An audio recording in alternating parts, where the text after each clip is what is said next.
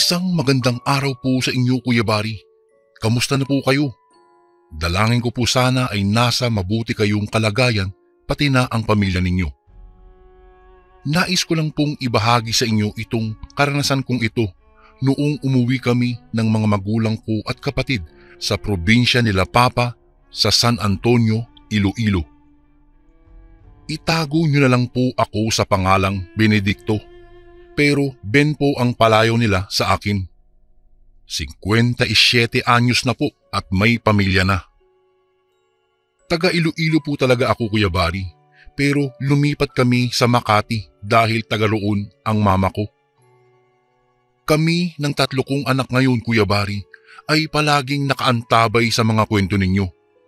Inibangan kasi namin ang pakikinig ng mga kwentong nangyayari sa totoong buhay. Kaya naengganyo rin akong magpadala sa inyo ng karanasan kong ito. Nangyari po ang kwentong ito taong 1989, noong araw mismo ng piyesta sa probinsya nila Papa noon sa Iloilo. Sisimulan ko na po ang aking kwento. Abala kami noon sa pag-iimpake ng mga gamit namin pauwi ng Iloilo.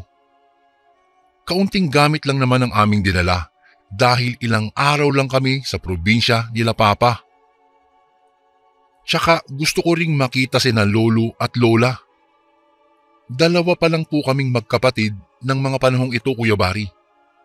Itago na lang natin sa pangalang Cardo ang aking kapatid. So iyon na nga po, bumiyahe kami patungo sa Pantalan. Sumakay kami ng barko patungo sa Iloilo. Hindi naman ito ang unang beses na nakauwi ako sa probinsya dahil halos taon-taon ay umuuwi kami para na rin madalaw at makamusta namin iyong mga kamag-anak namin doon. Pagkaapak pa lang ng mga paa ko sa pier ng Iloilo ay nakadama na ako ng excitement. Kasi makakapag-adventure na ulit kami ng kapatid ko roon sa bukid.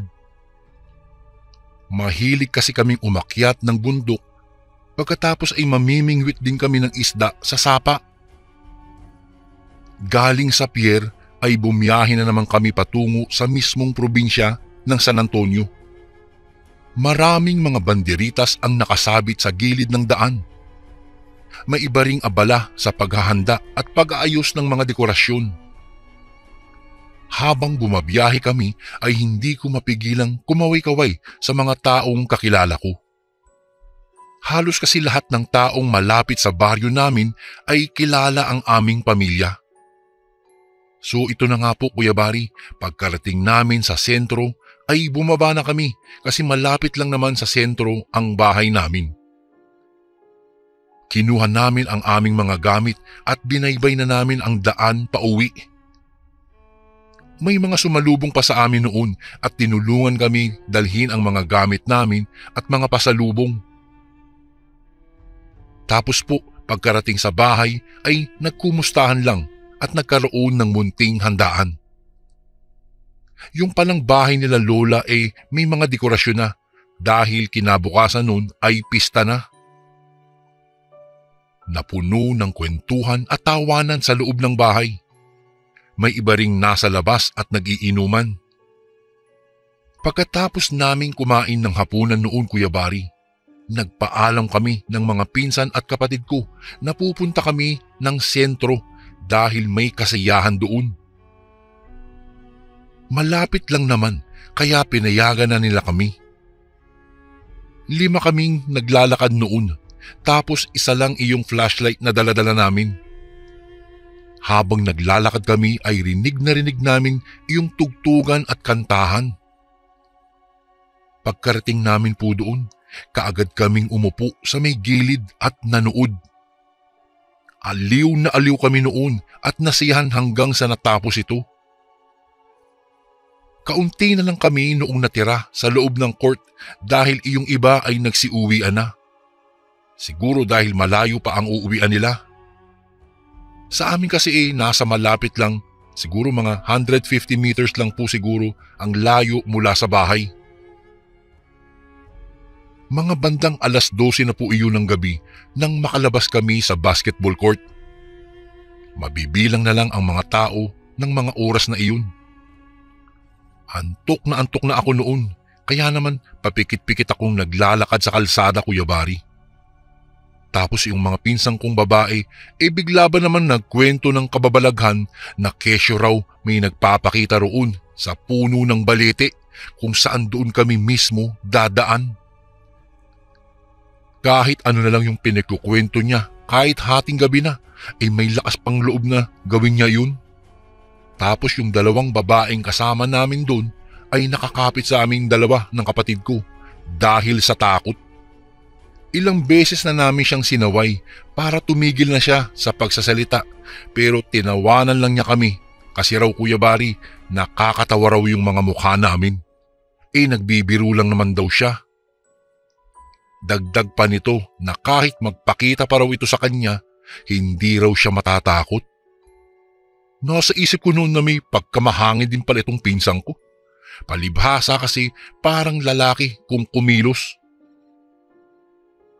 Dahil sa kahanginan nitong pinsan ko, sinubok siya ng panahon. Nasa medyo malapit na kami sa malaking kahoy ng balete nang may marinig kaming kakaibang huni ng ibon na sinabayan pa ng pagaspas sa itaas. Kaagad namang nagtilian iyong mga babae at halos hindi na kami makahinga ng kapatid ko dahil sa halos idikit na nila iyong katawan nila sa amin.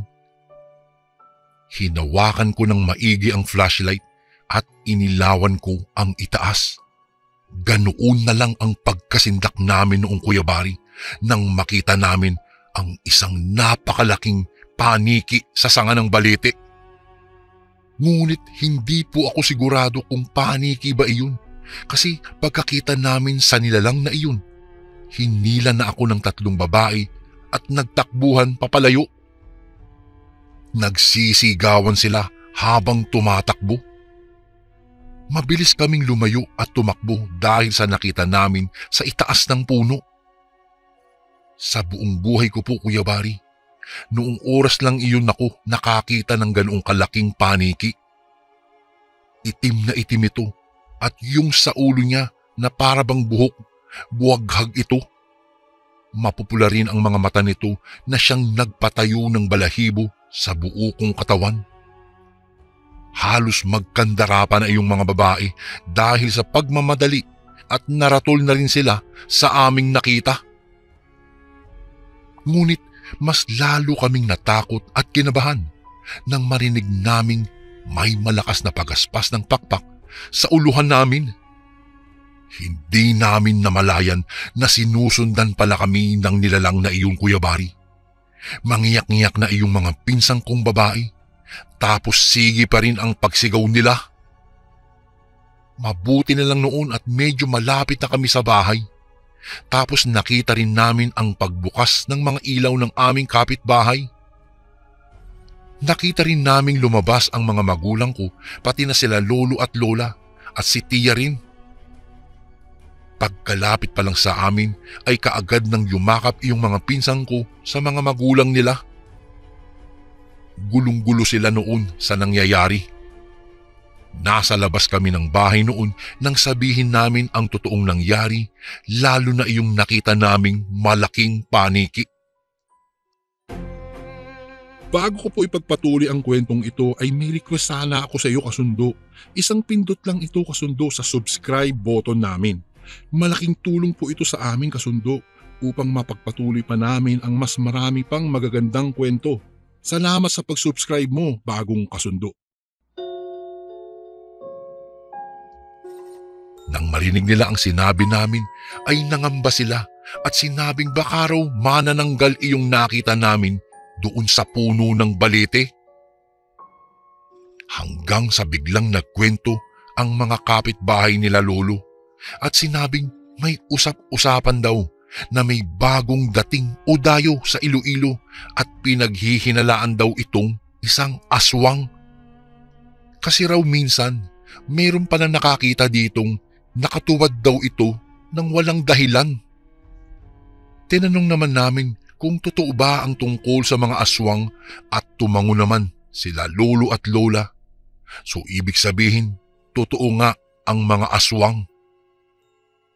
Tinanong naming iyong nagkwento kung paano niya nalaman ang tungkol doon. At sabi naman niya, ikinuwento lang din daw ito ng kaibigan niya na nakatira mismo roon sa probinsya kung saan nandun nakatira yung bagong dayo na ito. Napag-alaman din nila na nagmula daw ito sa Capiz kung saan ang lugar na iyon ay may sabi-sabing lugar ng mga mangkukulam at mga aswang. Habang nag-uusap kami ay nabigla lang kami noon dahil iyong mga kalalakihan ay nagsidatingan at may dala silang mga sulo at itak. Tapos may buntot din silang dala na ayon sa aking ama ay buntot daw ito ng isang pagi. Mabisa raw itong panlaban sa mga aswang. May iba rin ang nagdala ng asin. Sinabi nilang papunta daw sila sa Balete at iyon ang ginawa nila. Pinuntahan nila ang punong iyon ngunit wala silang nakitang manananggal. Siguro umalis na ito dahil alam nitong hindi siya ligtas sa lugar na iyon. Dahil po sa nangyari ng gabing iyon, Kuya Bari, hindi po ako nakatulog talaga hanggang sa sumapit ang umaga. Ito na yung araw ng pista. Tumulong na ako noon sa paghahanda at pagluluto. Nang umaga ning iyon ay hindi na namin muling pinag-usapan pa ang tungkol sa manananggal kasi nga naging abala na ang lahat sa pag-aayos ng mga lamesa at pagkain. Ilang oras lang ang lumipas, nagsidatingan na ang mga tao sa bahay nila lolo, pati na rin sa mga kapitbahay namin. May mga kakilala akong nagpunta, ngunit may iba ring nakipista sa bahay na hindi ko kakilala. Masaya ang lahat habang kumakain sila ng mga masasarap na putaheng niluto nila papa at lolo. Pinagmamasdan ko sila noon, Kuya Bari, nang mapansin ko ang isang matandang babae na nakatingin lang sa tiyahin kong 6 na buwan ng buntis. Ang ipinagtataka ko po noon, tumutulo ang laway ng matanda. Nakaupo ito sa pinakalikod kung saan hindi siya gaanong nakikita. Nang tingnan ko naman yung lamesa niya, ay wala siyang pagkain. Kaya naman nilapitan ko ito at binigyan ko ng plato na may lamang kanin at ulam. Medyo nagulat pa ito ng bahagya sa aking pagdating, ngunit ngumiti rin naman ito sa akin. Pero ang ngiting iyon, Kuya Bari, ang nagpasindak sa akin dahil kakaiba ang ngisi nito. Tapos iyong kulay ng ngipin niya ay itim na parabang mga pangil. Nakaramdam ako ng takot doon sa matanda at alam ko nung mga oras na iyon na halata niyang natatakot at kinakabahan ako dahil iyong mga kamay ko at binti ay nanginginig. Inalok ko na lang siyang kumain, ngunit bigla na lang niya akong tinapik sa balikat ng 3 beses, Kuya Bari. Tapos bumulong ito, ngunit hindi ko maintindihan. Pagkatapos nun, tumayo siya at umalis. Hindi ko naman mawari kung anong nangyari do sa babae at umalis na lang. Pinagsawalang bahala ko na lang po iyon at inisip ko na lang na baka may sakit sa utak iyong matanda. Pero kahit natapik lang iyon, ay nakaramdam pa rin ako ng kilabot. Para bang may masama itong ginawa sa akin. Lumipas ang ilang oras. Bigla na lang sumama ang pakiramdam ko. Sobrang init ng pakiramdam ko nung mga oras na iyon. Yung bang parang sasabog ako sa sobrang init. Nang mapansin ako ng lola ko, tinanong niya ako kung ano ba raw ang nangyari sa akin at bakit putlang-putla daw ako. Sabi ko naman sa kanya, hindi ko po alam kung ano nangyari. Bigla na lang ako nagkaganito. Sabi naman ng aking lola ay parang nabati daw ako. Doon ko palang naalala ang matandang tumapik sa akin, kaya't sinabi ko sa kanya ang tungkol sa matandang iyon. Matapos niyang malaman ay kaagad niyang tinawag ang mga magulang ko pati si lolo at sinabi nitong baka pinalatayan daw ako o hinawaan ng matanda. At dagdag pa niya na baka daw iyong matandang babaeng iyon ay ang dayong aswang. Mabilis pa sa 4:00 umalis si Papa para puntahan iyong albularyo na kaibigan ni Lolo. Nang mga oras na iyong Kuya Bari, namimilipit po ako sa sakit ng tiyan. Pakiramdam ko po, parang hinahalungkat ang mga lamang loob ko. Tapos iyong ngipin ko naman, pakiramdam ko lumalambot ang mga ito. Hindi rin nagtagal nang dumating sila Papa kasama iyong albularyo. Pagkatapos po, dinala nila ako sa kwarto. Noong nasa silid na kami, umusal ang albularyo sa mga lingwaheng hindi ko po maintindihan. Hinawakan at pinulsuhan po ako. Pagkatapos sinabi nitong nahawaan nga ako. Maya-maya'y may kinuha ito sa kanyang bag. Pinainom niya ako ng banal na langis o lana. Sabi niya sa akin, tiisin ko lang daw ang lasa. Ang mahalaga ay maisuka ko raw iyong bato. Mas lalo akong kinabahan nung marinig ko iyon, Kuya Bari. Ilang minutong matapos kong inumin ang lana, mas lalo pang sumakit ang aking tiyan. Pagkatapos po noon, bigla na lang akong nagsuka ng purong laway. Kasunod noon ang isang itim na bato.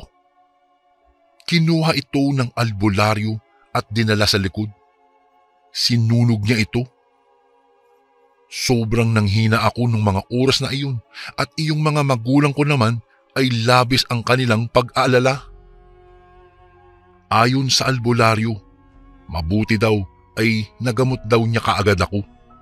Dahil kung hindi raw ay malamang ay isang ganap na aswang na ako ngayon at kakain na ng sariwang dugo at laman ng tao.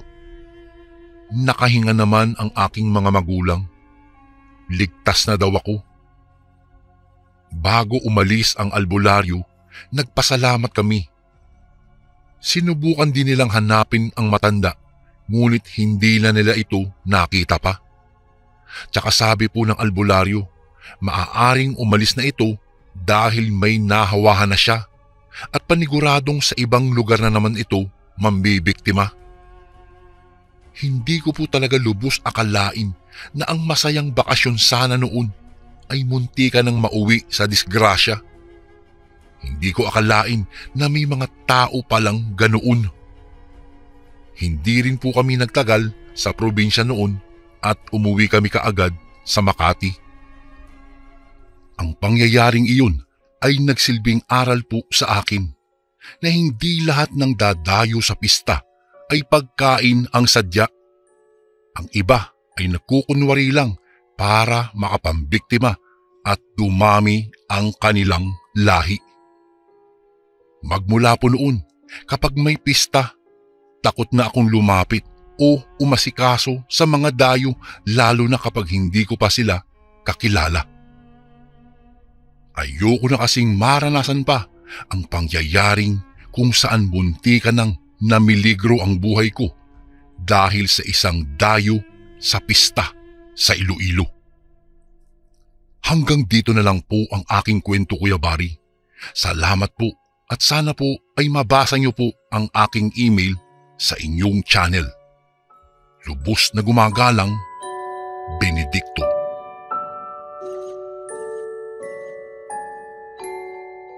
Isang mapagpalang araw po sa inyo, Kuya Bari, at sa lahat ng mga kasundo natin. Itago mo na lang po ako sa pangalang Lorena. Binabalaan ko kayo ngayon pa lang. Medyo kontrobersyal ang nilalaman ng kwentong ibabahagi ko po sa inyo. Nangyari ito noong ako ay dalaga pa lamang. Isang malagim na pangyayari ang bumago sa buhay ko noon. Tungkol ito sa isang tsuper ng bus na humalay sa akin. At alam nyo ba kung papaano ako gumanti sa kanya? Sa ganito nagsimula ang kwento. Sisimulan ko ito noong ako'y naghahanap pa lamang ng trabaho. Nasa edad 19 pa lang ako noong mapilitan akong huminto sa pag-aaral para maghanap ng trabaho. Umabot kasi sa puntong isang beses sa isang araw na lang kami kung kumain at madalas asin na lang po ang inuulam namin. Pumanaw na kasi noon ang aming ina dahil sa sakit sa baga. Ang ama ko naman ay matagal na kaming iniwan mula nang magkaroon ito ng ibang babae at pamilya. Ako na lang ang tumatayong magulang ng 5 kapatid ko po. At dahil ako ang pinakamatanda, sa akin na lahat napunta ang responsibilidad. Hindi ako papayag na malunod kami sa kahirapan, Kuya Bari. Kawawa ang mga kapatid ko. Mga bata pa po sila at elementarya pa lang. Ayoko pong masira agad ng kahirapan ang kanilang buhay. Kaya naman kahit masakit para sa akin, napilitan na lang akong huminto sa aking pag-aaral. Sa katunayan nga, kahit hindi ko man gustong huminto, hindi na talaga ako makakapag-aral noon dahil nga wala na kaming pera.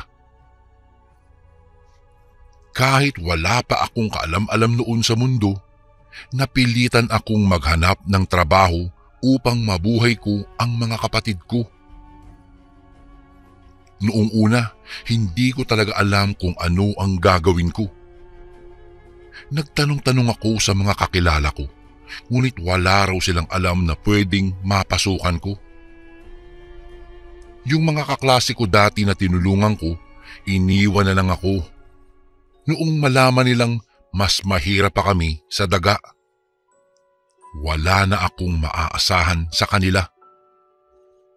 Mabuti na lang, isa sa mga professor namin noon ang naawa sa akin, Kuya Bari, at ipinasok niya ako sa isang factory na pagmamay-ari ng pinsan niya sa Pangasinan. Siya ang naging backer ko. Hindi na nga ako nahirapan makapasok doon dahil wala na akong interview na pinagdaanan pa. Pagkadating ko roon, kinausap lang ako ng kaunti nung hiring manager nila. Nagtanong lang ng mga personal na bagay sa buhay ko. Pagkatapos ay ipinasok na agad ako. Naging factory worker ako roon. Hindi ganong kalakihan ang sahod ko, ngunit kahit papaano po, sapat na siya para mapakain ko ng maayos-ayos ang mga kapatid ko at matugunan din ang matrikula nila sa pag-aaral sa elementarya. Di bali nang ako ang mahinto sa pag-aaral, wag lang po sila dahil nagsisimula pa lamang sila. Sa loob ng 1 buwan na lumipas, naging maayos naman ang takbo ng trabaho ko noon. Mababait din ang mga boss namin at komportable rin ang mismong lugar. Yun nga lang, medyo hirap lang siguro ako sa biyahe. Noong unang 2 linggo ko kasi roon, umuwi talaga ako sa amin sa Pampanga. Araw-araw, mahigit 3 oras ang itinatagal ng biyahe ko.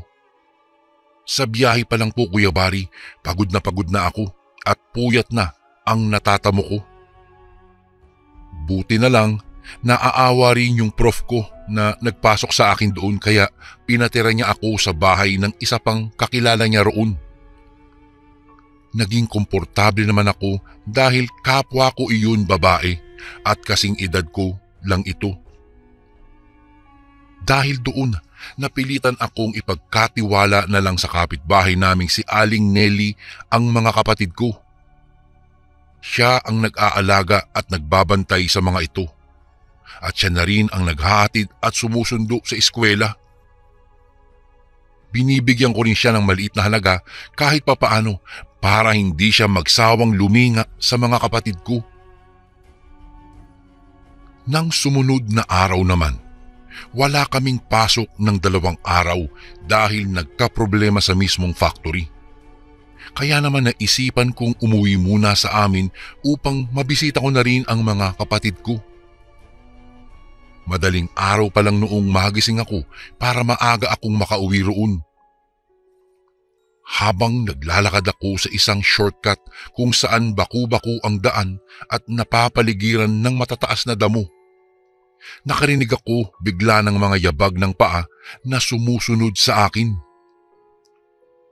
Binilisan ko ang aking paglalakad dahil malayo pa naman ang bahagi ng lugar na iyon sa mga bahay at wala akong mahihingian ng tulong kung sakali. Ngunit bago pa ako tuluyang makalayo, isang matangkad na lalaki ang biglang lumitaw sa tabi ko at hinablot ako. Nagpagulong-gulong pa kami sa lupa at doon ko na amoy yung bibig niya. Amoy alak po siya, Kuya Bari. Halatang lasing na lasing at hindi niya alam ang kanyang ginagawa. Nagsisigaw po ako, ngunit dahil nga malayo iyon sa mga kabahayan, walang nakakarinig sa akin. Ako pa lang din ang taong dumaan sa shortcut na iyon dahil mas malapit iyon sa sakayan ng mga bus. Kung alam ko lang na ganoon ang mangyayari, hindi na lang sana ako dumaan doon. Wala akong kalaban-laban sa lalaking iyon. Masyado po siyang malakas. Nagawa niya akong bihagin habang nakapatong siya sa akin. Sa kanya puwersahang ibinuka ang mga hita ko. Hindi ko nagugustuhin ikwento pa ang mga sumunod na nangyari dahil masyado itong maselan at alam niyo na rin siguro kung ano ang ibig sabihin nun. Noong siya'y magsawa, bigla na lang niya akong iniwan doon at umalis siya na parang walang nangyari. Ako naman ay nanginginig, naiwan na mag-isa, umiiyak, humahagulgol at umuusal pa rin ng saklolo kahit batid kong walang nakakarinig sa akin. Mahigit kalahating oras siguro akong nakahiga roon at umiiyak bago ko naisipang tumayo at tumakbo papalayo. Dahil nga sa hindi ko na makita kung sino ang lalaking iyon at dahil na rin sa labis na takot at trauma, hindi na ako nakapagsumbong pa sa otoridad. Napanghinaan po ako ng loob. Napilitan akong itago na lamang ito. Bago ko po ipagpatuloy ang kwentong ito ay may request sana ako sa iyo kasundo. Isang pindot lang ito kasundo sa subscribe button namin. Malaking tulong po ito sa amin kasundo upang mapagpatuloy pa namin ang mas marami pang magagandang kwento. Salamat sa pag-subscribe mo, bagong kasundo. Nang sumunod na araw, nang sumakay na ako ng bus pabalik ng Pangasinan, nagulat ako sa nakita ko. Nakita ko lang naman uli ang lalaking gumahasa sa akin. Siya pa mismo ang driver ng bus na nasakyan ko. Dahil marami-rami ang pasahero noon at nagmamadali na rin ako, hindi ko na naisipang bumaba pa. Umupo na lamang ako sa bandang dulo at isiniksik ang sarili ko sa mga tao roon. Patago akong umiiyak habang nagdarasal na sana'y makarating na agad ako. Hindi ko akalain na isa palang bus driver ang lalaking iyon. Ang galing din talaga maglaro ng tadhana minsan. Dahil doon, nagkaroon ako ng ideya sa pagkatao niya. Napag-alaman ko na isa palang bus driver na bumabiyahe patungo sa Pangasinan, malapit doon sa pinagtatrabahuan ko mismo. Mas lalo pang tumindi ang trauma at takot ko, Kuya Bari. Sa mga panahong iyon, hindi ko alam kung itutuloy ko pa ba ang trabaho ko roon. Kapag naman huminto ako, baka mahirapan naman ako maghanap muli ng trabaho. Papaano na ang mga kapatid ko? Pero makalipas ang 2 linggo, bigla akong may naramdaman sa sarili ko. Napilitan tuloy akong magpadoktor Doon ko nalaman na buntis pala ako. Labis akong nanlumo. Naalala ko lahat ang sakit na nararamdaman ko noong hinalay ako ng lalaking iyon. Kabisado ko pa rin ang mukha niya kahit hindi ko siya kilala. Hinding-hindi nabura ang anyo niya sa utak ko. Ganoon katindi yung trauma na sinapit ko, Kuya Bari. Kahit sa pagtulog ko ay parang nakikita ko pa rin siya at nauulit-ulit ang mga nangyayari. Kaya naman napilitan na akong magsabi sa isa sa mga kakilala ko sa factory. Itatago ko na lang siya sa pangalang Marlo. Isa siya sa mga katrabaho ko at kauna-unahang nakipagkaibigan sa akin. Sa kanya lang ako malapit at nagtitiwala. Sa kanya ko sinabi ang lahat-lahat na nangyari sa akin. At alam niyo ba kung ano ang sumunod nun? Nagkwento rin siya sa akin. Doon ko natuklasan na may lahi raw silang aswang at siya mismo ang nag-offer sa akin ng tulong. Ang mga kamag-anak na raw niya ang bahalang gumanti sa lalaking iyon. Noong unay medyo nag-aalangan pa ako, Kuya Bari. Pero sa huli, natagpuan ko na lang ang sarili ko na pumayag sa lahat ng mga binuo niyang plano. Isang gabi, sinadya kong abangan ang tsuper ng bus na iyon. Nang mamukhaan ko siya at ang bus niya, doon ako sumakay. Pinigil ko ang takot at trauma na nagpapakabog sa buong pagkatao ko. Sinadya ko ring sa gabi bumiyahe. Sa kalagitnaan ng aming biyahe, Kuya Bari, bigla na lang napahinto ang lalaking iyon sa pagmamaneho. Nagulat siya pati ang ibang mga tao na may makita sila sa harapan. Pati ako nakiusyoso na rin. Doon ko nakita ang pagkarami-raming mga itim na biik na nagkalat sa paligid. Sa sobrang dami nila, wala nang madaanan ng bus sa masikip na kalsadang iyon. Marami ang natakot, ngunit ako, magkahalong takot at pagkasabik ang naramdaman ko. Hindi kaya iyon na ang sinasabi ni Marlo na mga kamag-anak niya?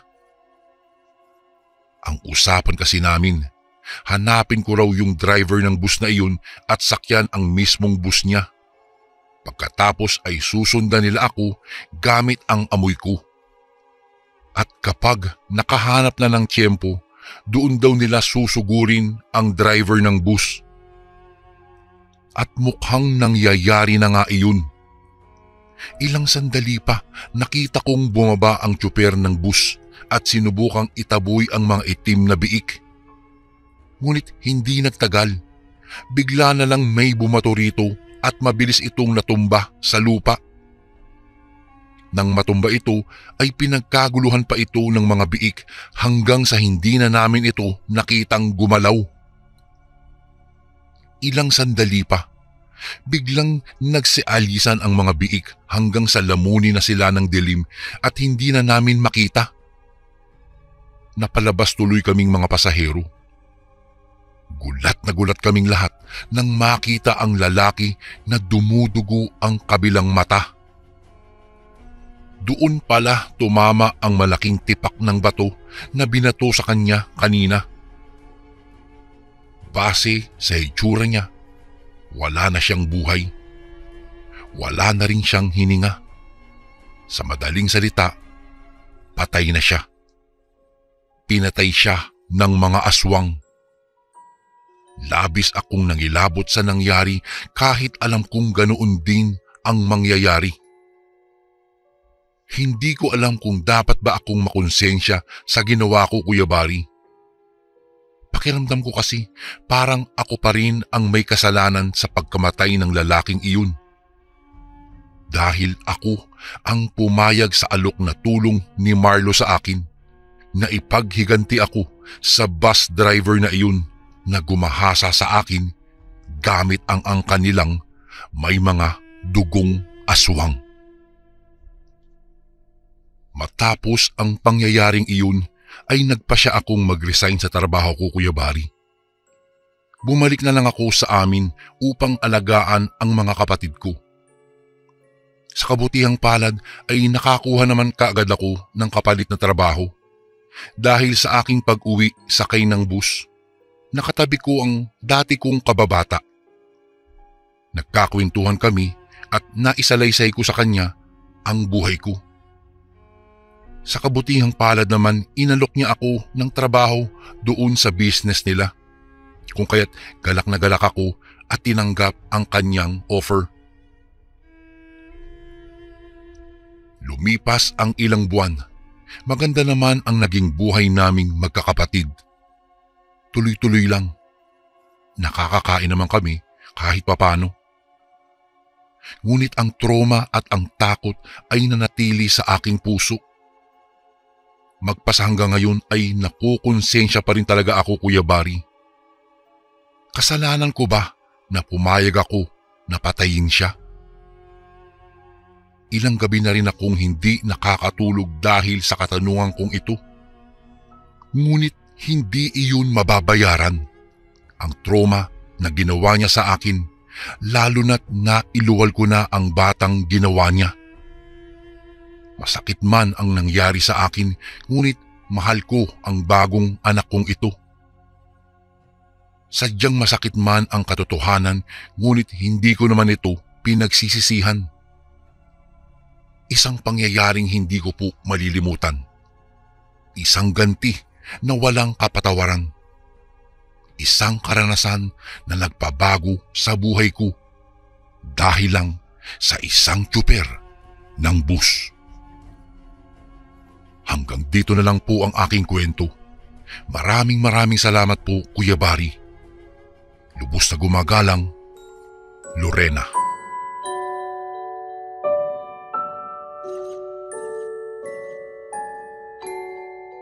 Sa makabagong panahon ngayon, bilang na lamang sa daliri ang mga naniniwala sa mga kwentong lamang lupa at elemento. May iilan pa rin naman ang naniniwala tungkol sa kababalaghang ito. Mga nilalang na hindi natin aakalain na nabubuhay pala sa mundong ibabaw. Aswang, duwende, kapre, amaranhig, manananggal at engkanto. Sa tuwing naririnig mo ang mga katagang iyan, ano ang pumapasok sa isip mo? Marami sa atin ang nag-iisip na ang mga nilang na nabanggit sa itaas ay panakot lamang sa mga bata. Mga kwentong gawa-gawa lamang. Kwentong hindi makatotohanan. Kwentong nabuo sa mapaglarong imahinasyon ng isang manunulat. Davy Aribello. Sa pangalang iyon ay mas kilala ako ng karamihan.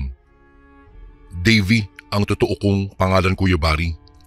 Samantalang ang Aribello na may dating apelyido ng samahan naming mga manunulat sa mundo ng roleplay o mas kilalang bilang role-playing world. Ako'y 19 na taong gulang. Nagmula sa isa sa mga probinsya ng Panay.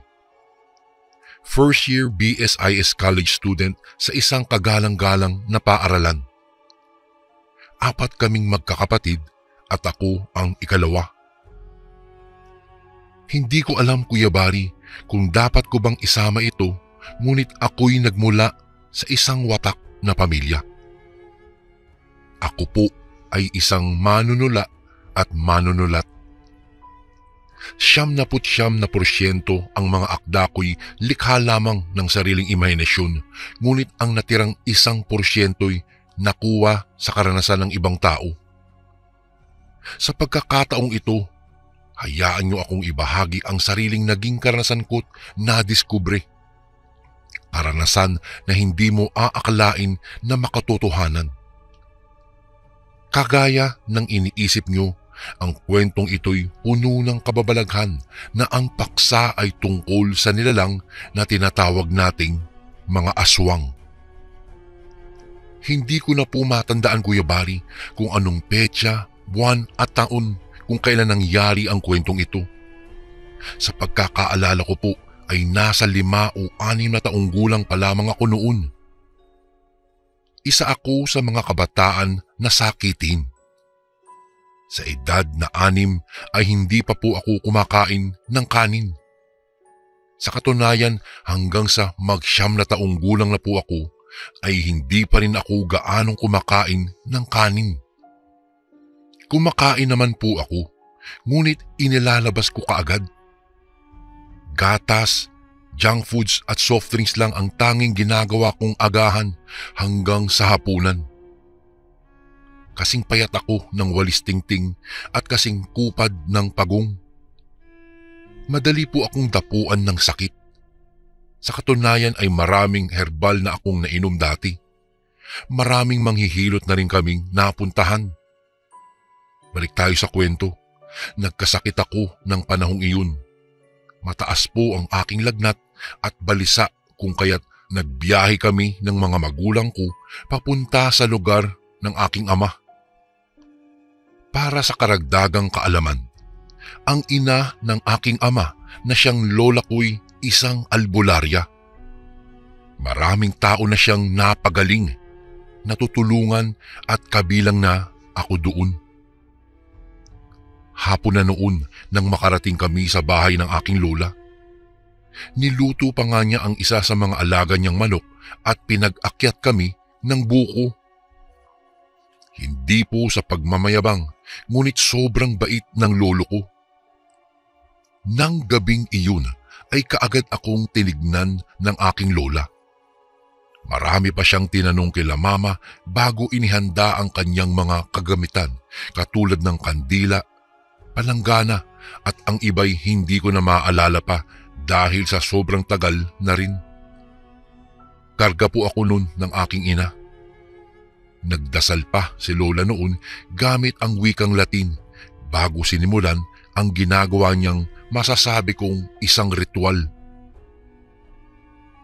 Matapos niyang magdasal ay bahagya niyang pinatak ang kandila sa palangganang may tubig. Ang mga patak ng kandilang nasa tubig ay unti-unting bumuo ng isang hugis hanggang sa maging hugis ibon ito.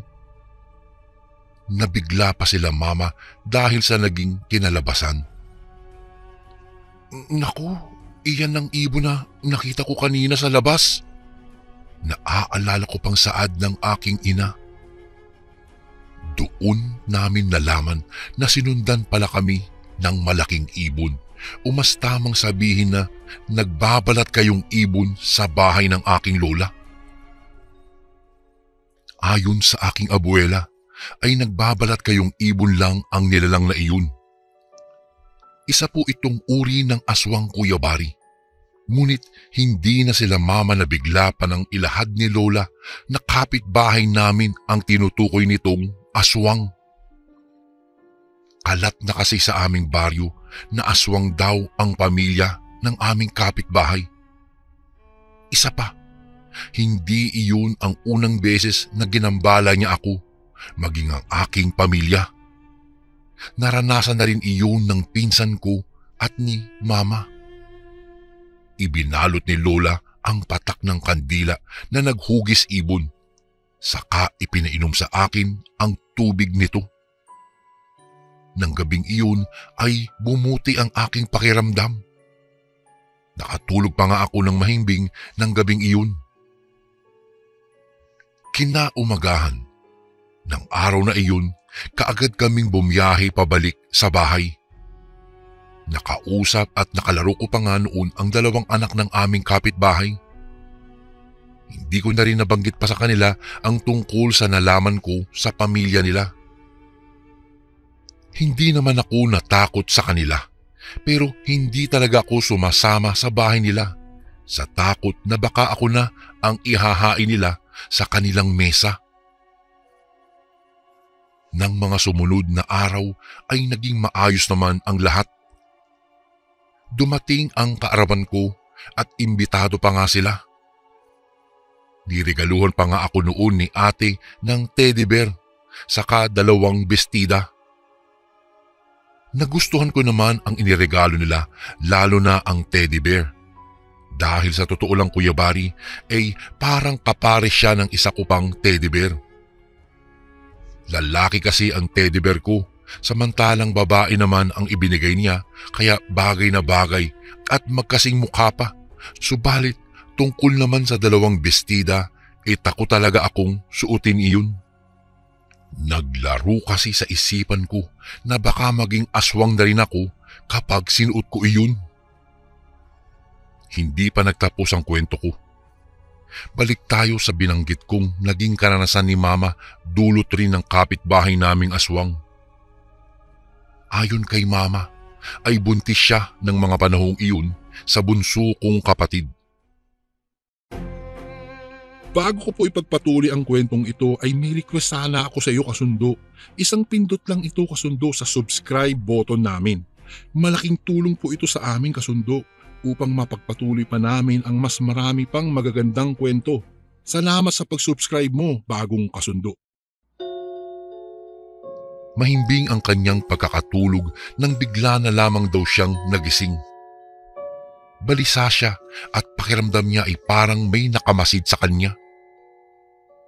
Aksidenteng napasulyap siya sa labas ng bintana. Halos manigas pa ang kanyang katawan nang masulyapan ang taong nakatagilid habang nakatitig sa kanya ang namumula nitong mga mata. Umurong daw ang dila ni Mama ng sandaling iyon at nanigas sa kinahihigaan. Idagdag mo pa na tanging ilaw lang sa labas ng bahay ang tanging nagbibigay ng liwanag dahil nakapatay ang ilaw namin sa loob.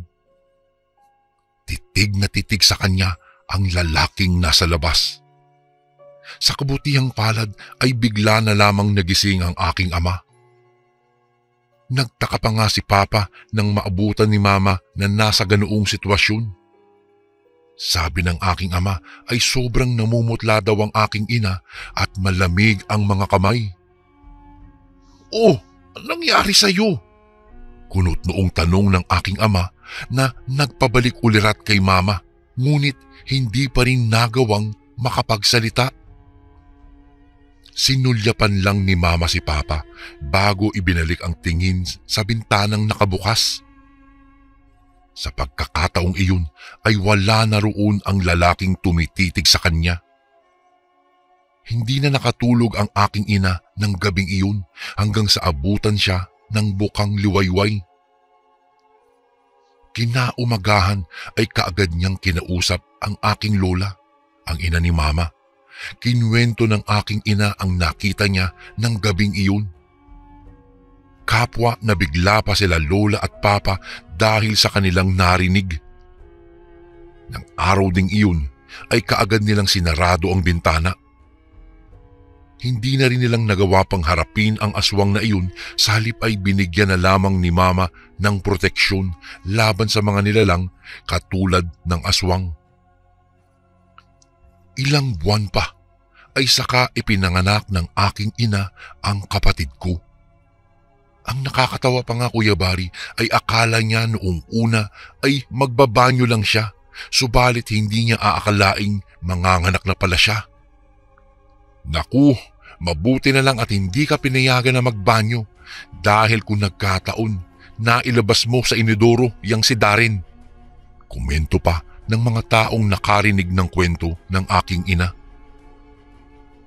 Noong ipinanganak ng aking ina si Darren ay sobrang sakitin din ito. Ilang beses pang naospital ang kapatid ko. Maraming gamot ang itinurok sa kanya. Ipinaalaga ng aking ina si Darren sa lola namin, sa nanay na aking ina. Bali kay lola talaga lumaki ang bunso naming kapatid hanggang sa mag-kinder ito. Nabitin pa rin ba kayo sa kwento ko? Nako, hayaan niyo ako't itutuloy ko ang kwento na naging karanasan naman ng bunso kong kapatid na si Darren. Grade 3 po ako noong lumipat kami sa isang baryo. Medyo malapit lang naman siya sa lugar na nilisan namin. Nang mga panahong iyon ay maganda pa ang takbo ng negosyo ng aking ama. Bata pa noon si Darren. Sa pagkakaalala ko po ay siya ang pinakamalusog sa amin kahit na minsan na ring naging sakitin. Hindi katulad ko at ng kapatid kong si Yuan ay hindi siya mapili sa mga pagkain. Makulit pa nga at sobrang ingay. Gabi noon, malakas ang ulan. Nagkataon pa na binisita kami ng dating kapitbahay naming aswang. Para hindi kayo maguluhan, itago natin siya sa pangalan na Tito Lorenzo. Hindi nagtagal ay umalis din naman ito, subalit ng maghahating gabi na ay nagising na lamang kami dahil sa iyak ni Darren. Sabi ni Lola ay sobrang taas daw ng lagnat nito, subalit kasing lamig naman ng yelo ang mga kamay at paa nito. Balisa pa si Darren at iyak ng iyak. "Mata! May dalawang mata!" Nabubulol pa na iyak ni Darren habang takot na nakaturo sa kisame. Noong marinig iyon ng aking lola ay kaagad siyang kumuha ng luya saka may binanggit na wikang Latin. Hindi ko na rin pala naikwento sa inyo, subalit magaling din ang nanay ni Mama pagdating dito. May binanggit pa si Lola na mga wikang Latin bago tumigil si Darren sa kanyang pag-iyak. Kinabukasan ng araw na iyon ay kaagad na hinanap ni Lola si Tito Lorenzo. "Ikaw naman, Lorenzo. Umalis ka na nga kagabi. Iniwan mo pa ang dalawa mong mga mata. Iyak ng iyak tuloy kagabi si Darren. Sa susunod, ako na mismo ang magtatanggal niyan." Narinig ko pang saad ni Lola kay Tito Lorenzo. Hindi naman nakaimik itong si Tito Lorenzo. Tahimik lang itong umalis.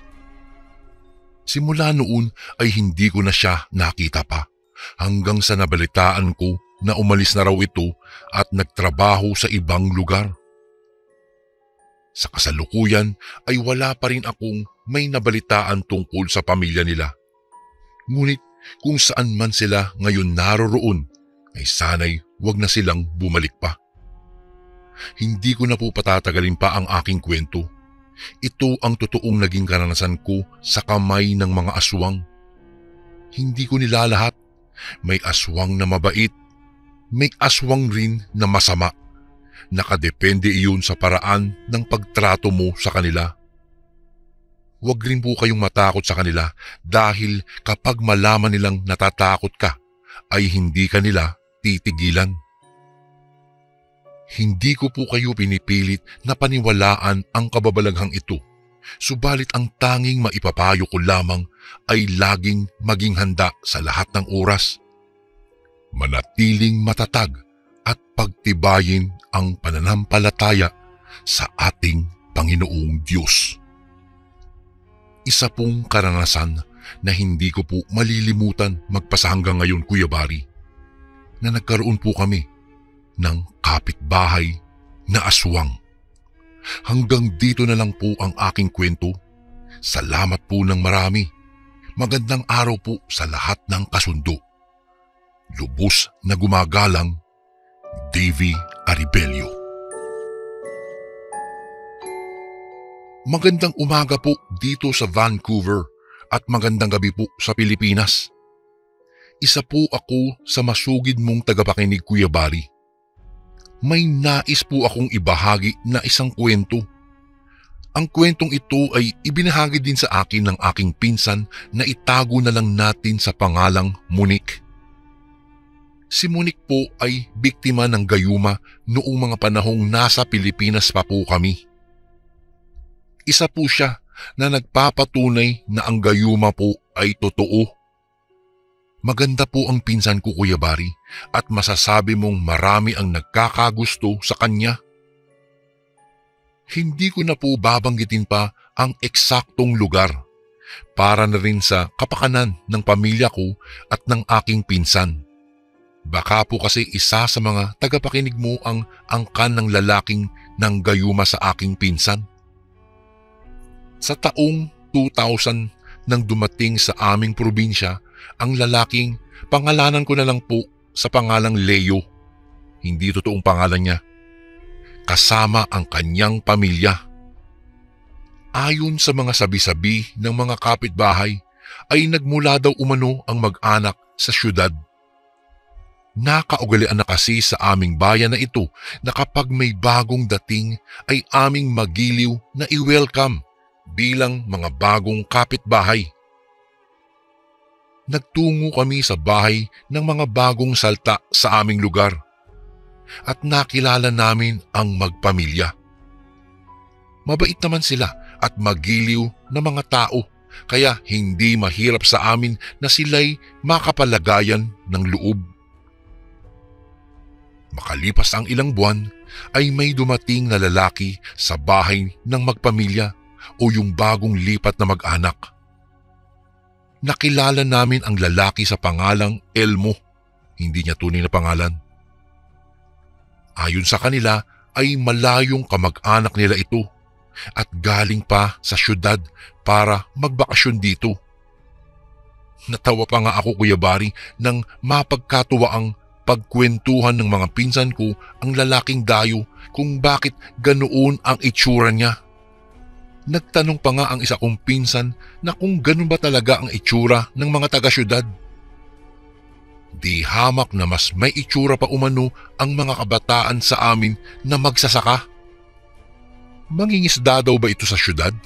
Gawa ng ang mukha nito umano ay parang mangingisda. Napagalitan ko pa sila at tinanong kung ano ang masama sa pagiging mukhang mangingisda. Marangal at malinis na trabaho iyon, wika ko pa sa kanila. Sinabi ko pang huwag silang masyadong manglait sa tao dahil baka subukin sila ng Panginoon at isa sa kanila ang magiging kasintahan ni Elmo, ang dayo.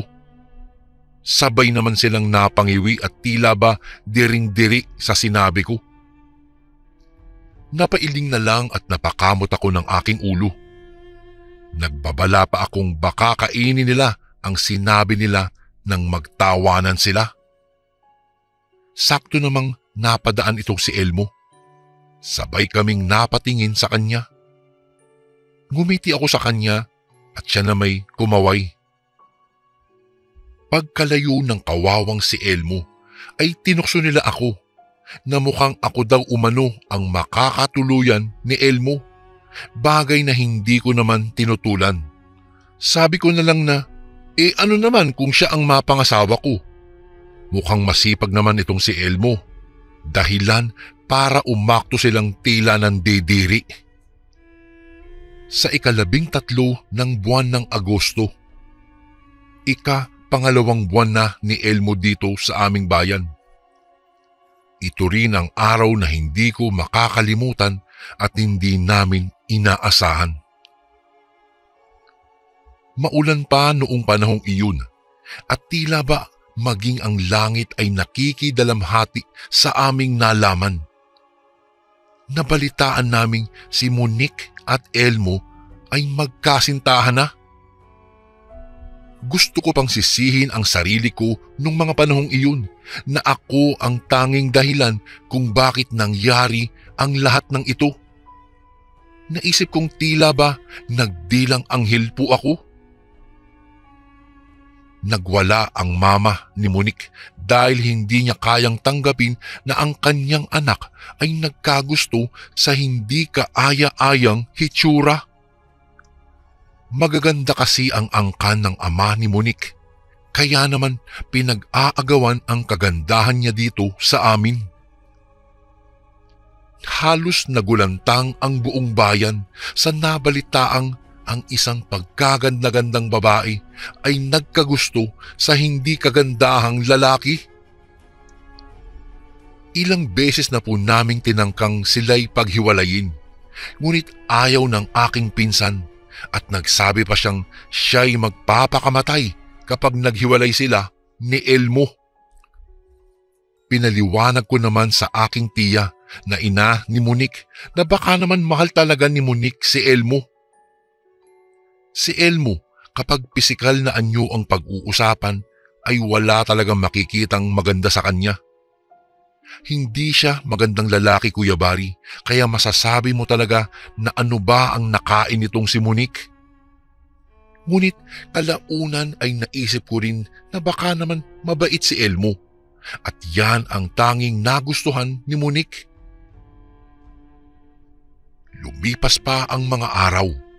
Nakikita ko kung gaano kasaya si Monique sa piling ni Elmo. Minsan nang sinabi ng nanay ni Monique na iwanan si Elmo, ngunit away lang ang naganap sa kanilang dalawa. Malaki po talaga ang ipinagbago ni Monique simula nung naging sila ni Elmo. Laging mainit ang ulo nito kapag marinig lamang niyang pinagtatawanan o pinag-uusapan naming magpipinsan si Elmo niya. Lalo pat may kasamang panglalait kapag sila ang mag-uusap. Bago ko po ipagpatuloy ang kwentong ito ay may request sana ako sa iyo kasundo. Isang pindot lang ito kasundo sa subscribe button namin. Malaking tulong po ito sa amin kasundo upang mapagpatuloy pa namin ang mas marami pang magagandang kwento. Salamat sa pag-subscribe mo, bagong kasundo. Dumating na sa punto na naglayas si Monique. Sumama siya kay Elmo sa syudad. Hindi na nakialam ang kanyang ina dahil sa takot na magpapakamatay siya kapag inilayo si Elmo sa kanya. Dahil puno ng pagtataka sa nangyari kay Monique, ay nagpasya kaming dalhin siya sa isang manggagamot. At doon naming nalaman na si Monique pala ay ginayuman ni Elmo. Isa palang manggagayuma si Elmo at si Monique ang kanyang napusuan. Ayon sa albularyong aming nilapitan, si Monique lang ang makakaputok sa huwad nilang pag-iibigan. Kapag nabuntis daw si Monique ay doon pa lamang niya mapuputol ang gayuma ni Elmo. Pinilit kong makapunta sa syudad. Binigay ng malayong kamag-anak niya ang kanyang address sa city. Kasama ng dalawa kong pinsan na lalaki ay bumiyahe kami papunta roon. Humigit kumulang sa 5 oras ang aming biyahe. Ilang oras pa din ang biyahe namin bago namin marating ang lugar ni Nelson. Pagkababa sa terminal ng bus ay sumakay pa kami sa tricycle. Humigit kumulang kalahating oras din ang biyahe ng tricycle na ito. Nasa liblib na lugar ang bahay ni Elmo. Hindi ko maisip kung paano nakaya ni Monique araw-araw ang probinsya namin. Agad kaming sinalubong ni Monique nang makarating kami. Wala umano si Elmo at nasa palengke daw ito. Halos mangyak ako nang makita ko ang itsura ni Monique. Ang dating ganda niya ay nagbago na ngayon. Tila ba inalila siya ng husto sa kanyang itsura na mapayat. Halos butot balat siya. Sinabi ko sa kanya ang tungkol kay Elmo, ngunit tulad ng dati ay inaway niya ako. Mahal na mahal niya si Elmo at alam niya sa sarili niya na mahal niya ito at hindi umano niya kayang mawala. Hinayaan ko lamang si Monique. Itinatako na lang sa aking isip na totoo talaga ang pagmamahala nila. Umuwi kami sa probinsyang Bigo na madala si Monique. Makalipas ang 1 buwan, napag-alaman kong buntis si Monique. Nangayayat daw ito ayon sa malayong kamag-anak ni Elmo. Ilang buwan pa ang lumipas at nabalitaan naming nanganak na si Monique ng lalaki. At ayon pa sa malayong kamag-anak ni Elmo, madalas mag-away daw ang dalawa at tila ba diring-diri umano si Monique sa lalaki. Isang araw, Tila ba narinig ng langit ang aming hinain. Umuwi si Monique sa probinsya. Dala ang anak at mga gamit. Tinanong namin kung nasaan si Elmo at doon ay umiyak siya ng umiyak. Hinayaan lang namin siya, Kuya Bari, hanggang sa nagkwento na siya. Ayon sa kanya, pagkapanganak daw niya ay tila ba nagtataka umano siya kung paano siya nagbuntis. Sino ang tatay? Tila nawala ang kapiraso ng kanyang alaala. Nang malamang si Elmo ang ama ng bata ay nakaramdam umano siya ng pandidiri. Ngunit hindi siya nagpahalata dahil hindi niya matandaan kung bakit ito ang naging asawa niya. Ganito pala ang nangyari. Pagka-uwi nila sa bahay ay doon niya nadiskubre ang nakakadiring gawain nitong si Elmo. Nagtitimpla ito ng kape at huling-huli niya ang ginagawa nito. Ang kanyang pinaghubarang underwear ay binabad niya sa kumukulong tubig at iyon ang hinahalo niya sa kape. Matapos yun ay dadasalan daw niya ito. Halos masuka itong si Monique sa nasaksihan niya. Ngunit di siya nagpahalata. Pagkabigay ni Elmo sa kape ay nagpaalam muna itong maliligo. Pagkaalis nito ay tinapon ni Monique ang kape. Isang araw ay naglalambing si Monique na magbabaksyon muna sa amin. Tinanong pa niya kung sasama ba si Elmo, ngunit ayon dito ay marami pa raw siyang aasikasuhin at susunod na lang. Kinabukasan, nagpasya kaming ayusin ang aming mga visa at passport at kami ay lilipad pa ibang bansa para makalayo kay Elmo. Dala ang bata ay nagtungo kaming lahat dito sa Vancouver. Binenta namin ang bahay sa Pilipinas. Nagpakasal si Monique sa kanyang kasintahan dito sa Vancouver, Kuya Bari, at may isa na silang anak.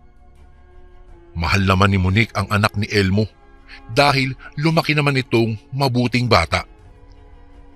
Sa kasalukuyan, wala na kaming balita tungkol kay Elmo, kung nasaan na ito o anuman ang nangyari sa kanya. Basta kami masaya at pilit ibinabaon sa limot ang ginawang kagaguhan ni Elmo. Si Monique naman wala nang balak bumalik pa ng Pinas dahil sa takot na balikan siya ni Elmo. Naunawaan naman namin siya, Kuya Bari, dahil hindi naman madali ang kanyang pinagdadaanan sa kamay ng isang manggagayumang dayo. Ngayon ko palang napatunayan na totoo pala ang gayuma, Kuya Bari. Nakakatakot po at mapanganib po ito. Katulad po sa nangyari sa aking pinsan, walang kapatawaran ang ginawa ni Elmo. Bakit kaya may mga taong gumagawa nito? Hindi na lang nila tanggapin ang tadhana kung anuman ang ibinigay sa kanila. Bakit kailangang gawin pa ang isang bagay na maaaring sumira sa buhay ng isang tao? Isang pangyayaring magpasa hanggang ngayon po ay kinikilabutan pa rin ako, Kuya Bari. Tunay po ang gayuma at hindi po ito biro. Isang karanasan ng aking pinsan na nagpabago sa kanyang buhay. Isang karumal-dumal na gawain na nagmula sa isang manggagayumang bagong salta. Hanggang dito na lang po ang aking kwento, Kuya Bari. Sana po ay nagustuhan nyo at mapili nyo pong basahin sa inyong channel. Lubos na gumagalang, April. And again, maraming salamat po mga kasundo. Don't forget to subscribe and i-click nyo lang po yung bell na button para updated po kayo sa mga upcoming videos namin na paparating. Maraming salamat po ulit. God bless and ingat po lagi dyan. Ito po si Kuya Bari at ako ang Sundo.